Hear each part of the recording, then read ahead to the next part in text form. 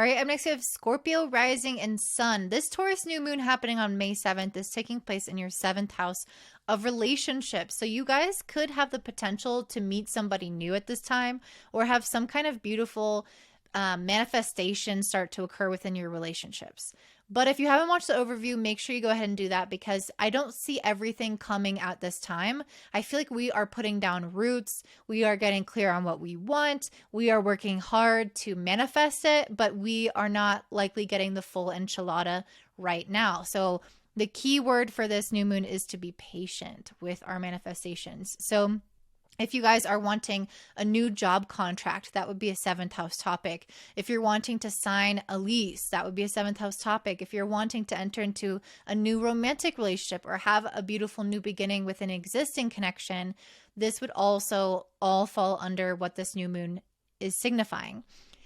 However, what's different about this new moon is that it's also conjunct Venus, Jupiter, and Uranus, all in Taurus. And this brings up this enlivened energy of let's go about things differently. And the way that we've maybe been pursuing relationships or the kinds of jobs that we've been attracting or the people that we've been attracting, there's something about it that it's like we can't pursue it or go about it the same way as before. This Jupiter-Uranus energy wants us to bring some new energy into it. It wants us to bring in new perspective, new life, and it's asking us to do that by shaking up our approach. So if you typically would apply for this kind of job, maybe you try for another kind of job. Same thing for relationships as well. So it could be the kinds of people that you're going after, the kinds of places that you're trying to find them. Maybe you were doing dating apps, maybe you try something else, but there is this, again, this kind of shift in approach that's going to work really well for you. And some of you guys could have some new work relationships established that do kind of alter your life because of the energy of this new moon.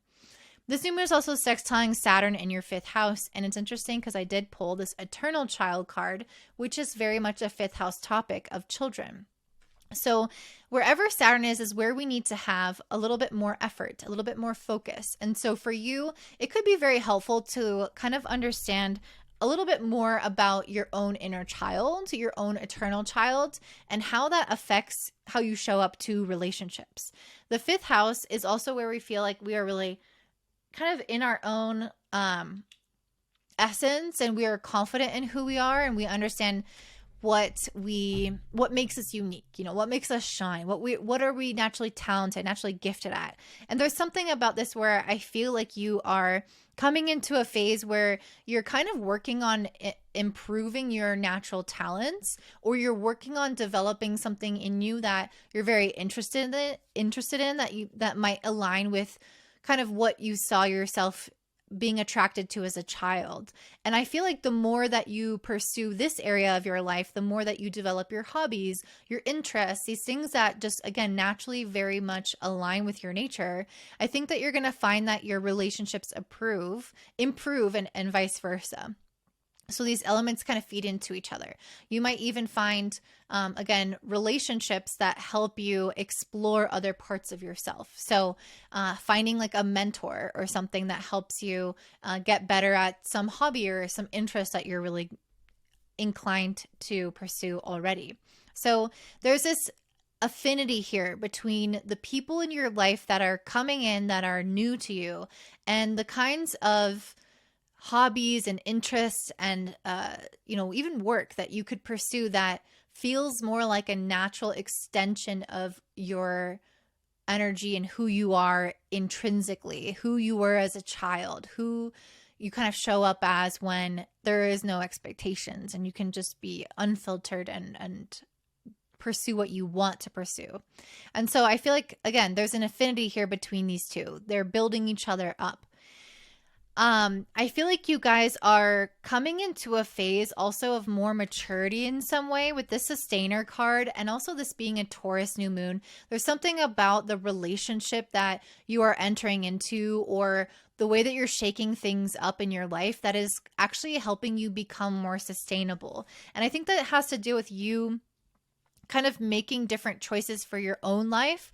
I'm really getting the sense that you guys are making some important decisions with this Judgment card of how to navigate your your money, but also your relationships. Because with this Empress and Emperor card, these are truly two, like a different side of the same coin. It's the feminine, the masculine principle, the couple that pairs together to equal one and unite. And I feel like you're making some really big decisions about your equal match, or what energetically matches you in other ways, like a contract that really feels like an equal match, for example.